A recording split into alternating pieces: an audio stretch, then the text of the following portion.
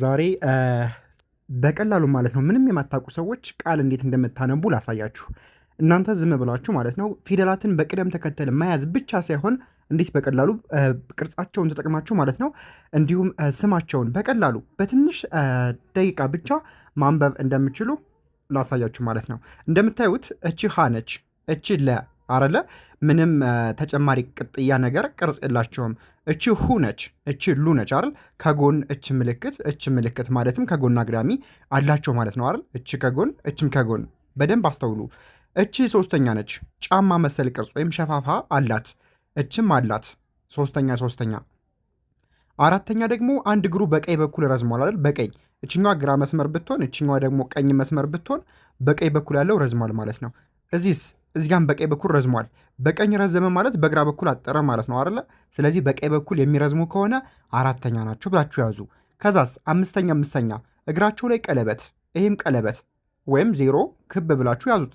እናንተ በሚገባችሁ መልኩ መያዝ ትችላላችሁ። ስለዚህ ቀለበት በየት በኩል? በቀኝ በኩል ከታች እግራቸው ላይ ማለት ነው። ከዛ 6 እና 7 ማለት ነው። 6 እና 7 ደግሞ የጋራ ባህሪ የላቸውም። እንደምታዩቸው 6ኛው ዚግዛግ ነው፣ ይሄኛው ደግሞ ከውስጥ ቀለበት አለው ማለት ነው። ስለዚህ የጋራ የሚያደርጋቸው ነገር የለም። ግን የሚጨመረው ነገር ወይም የሚደረገው ነገር በግራ በኩል ነው። ለምሳሌ ዚግዛግም ቢሆን በግራ በኩል ነው፣ ቀለበትም ቢሆን በግራ በኩል ነው ማለት ነው። ስለዚህ በግራ በኩል የሚሆን ነገር ከሆነ 6ኛ ናቸው ማለት ነው። ከዛ 7ኛና 7ኛ እያንዳንዳቸውን የራሳቸውን ባህሪ እንይዛለን። ይሄኛው ከላይ ቀለበት ነው፣ ይሄኛው ደግሞ ከጎን ቀለበት ነው ማለት ነው። ስለዚህ በቅርጻቸው ብቻ በዚህ መልኩ የያዛችሁ ማለት ነው። አሁን ወደ ስማቸው እንሄድ። ሀ ለ አረለ ሀና ለ ናቸው አይደል? ከዛስ ሃሁ ለሉ። ስለዚህ ሃሁ ለሉ። ከዛስ ሃሁ ሂ ሃሁ ሂ። ከዚህ ደግሞ ለሉ ሊ። አያችሁት በቀላሉ ሃሁ ሂ ለሉ ሊ። ከዛስ ሃሁ ሂ ሃ ተመልሼ ሃ ልክ እንዳንደኛው ሞክሼ ማለት ነው። ሃሁ ሂ ሃ። እዚህ ጋር ደግሞ ለሉ ሊ ላ። እዚህ ጋር ሃሁ ሂ ሃ። ከዚህ ጋር ደግሞ ለሉ ሊ ላ። ከዛ ሃሁ ሂ ሃ ሄ ሄ 5ኛ ማለት ነው። ለሉ ሊ ላ ሌ 5ኛ። ከዛስ ሃሁ ሂ ሃ ሄ ህ ለሉ ሊ ላ ሌ ል። አያችሁት? ከዛ ሃሁ ሂ ሃ ሄ ህ ሆ። ከዚህ ደግሞ ለሉ ሊ ላ ሌ ል ሎ። በቀላሉ ማለት ነው በቀላሉ። ስለዚህ ረጋ ብዬ ልንገራችሁና እንቀጥለው ወደ ቃሉ። ሃ ሁ ሂ ሃ ሄ ህ ሆ። እንመለስ። ሆ ህ ሄ ሃ ሂ ሁ ሃ። ይሄኛው ደግሞ የለቤት ነው። ለ ሉ ሊ ላ ሌ ል ሎ። እንመለስ። ሎ ል ሌ ላ ሊ ሉ ለ። በጣም አሪፍ። ስለዚህ ልክ እነዚህ ነው 2 ፊደል ብቻ ማለት ነው ተጠቅመን እንዴት ቃል እንደምንመሰረት ላሳያችሁ በቀላሉ ማለት ነው። እች ማነች? የሀ ቤት 2ኛ አይደል? ከዚህ ላይ ሃሁ ሁ ነች አይደል? እችስ የለ ስንተኛ ነች? 2ኛ። ለብለን ሉ ማለት ነው። ስለዚህ እነዚህ ናቸው ማለት ነው አይደለ? በጣም አሪፍ። ስለዚህ እችኛዋ ሁ ትባላለች፣ እችኛዋ ሉ ትባላለች። እችኛዋ ሁ ትባላለች፣ እችኛዋ ደግሞ ሉ ትባላለች። በአንድ ላይ ሁ ሉ ሁሉ ማለት ነው። በቀላሉ ማለት ነው በቀላሉ ሁሉ ቃል ማንበብ ቻላችሁ ማለት ነው። ሁሉ። ከዚህ ላይ ደግሞ ሌ ነች አይደል? 5ኛ።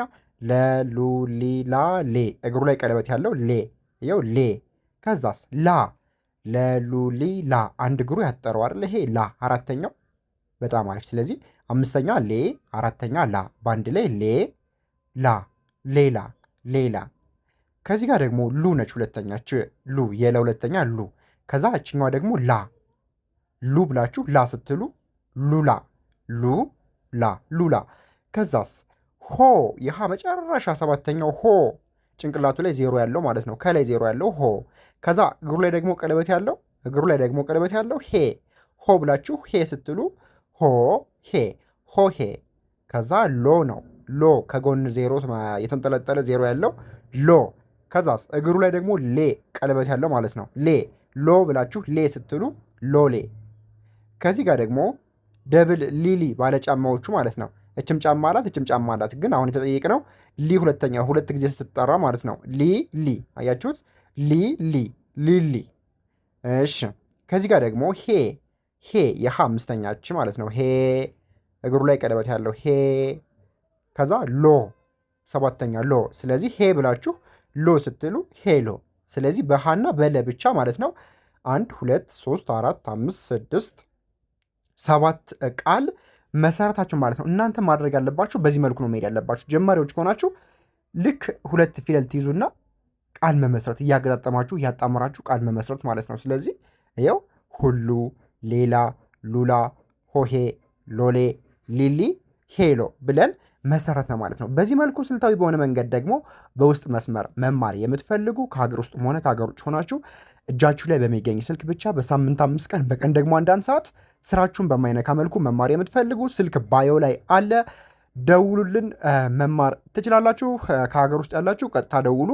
ከሀገር ውጭ ያላችሁ ደግሞ ኢሞ፣ ዋትሳፕ፣ ቴሌግራም ላይ ድምፅ አስቀምጡልን ማለት ነው። በቀጣይ ደግሞ ሀመር ውሃና መን ይዘን እንዴት በቀላሉ መመስረት እንደምንችል እናያለን ማለት ነው። ጠብቁን።